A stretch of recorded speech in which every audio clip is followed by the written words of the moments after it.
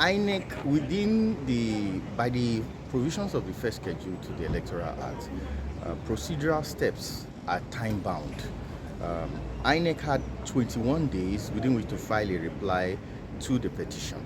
They didn't file it within 21 days. And the provisions of the Electoral Act and case law interpreting the provisions of the Electoral Act has made it very clear that time for taking procedural steps cannot be extended. And INEC is seeking to do the impossible by applying for extension of time within which to file his reply to the petition. That is why we opposed their application and urged the Honorable Court to dismiss it. And once it dismisses it, it is taken that INEC has not opposed the petition. At best, they can just be an observer and see whatever the court will decide at the end of the day. So that is exactly what transpired. We are going to furnish them immediately. The authorities are clear. These are authorities interpreting the provisions of the Electoral Act, where they are set specifically when considering paragraph 10 and paragraph 45 of the Electoral Act, which is pari material with the Electoral Act 2022. And they've held specifically and very pointedly that you cannot extend time within which to file a reply. The second and third respondent, their contention was that the matter was a pre-election matter and not a post-election matter. But we've pointed out to the court that the course of action in election petition are specifically provided by statute. Section 134, sub 1 of the Electoral Act provides for the course of action.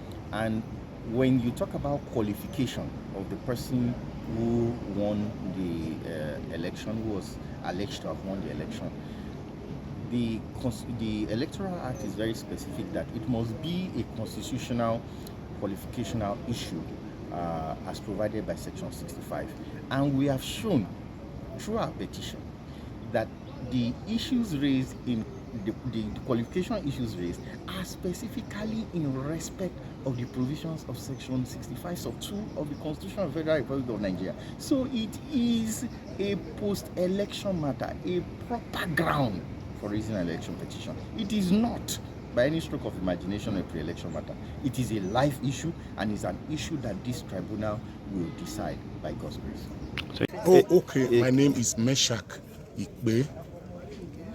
That is NMPP and Senator Hangarufai.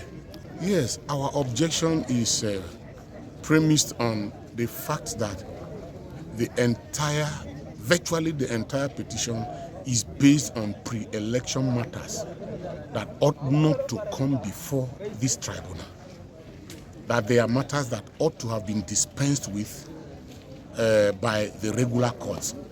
That is long before now, but not to be reserved until the constitution of this tribunal and its sitting.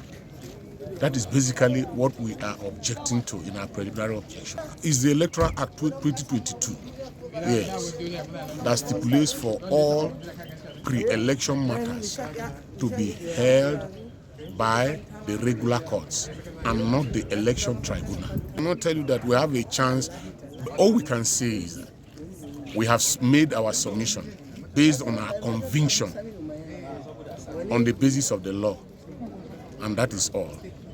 Once it is stated in the law, then they have the right, that is INEC, to ask or pray for extension of time. They shouldn't be denied. They shouldn't be denied.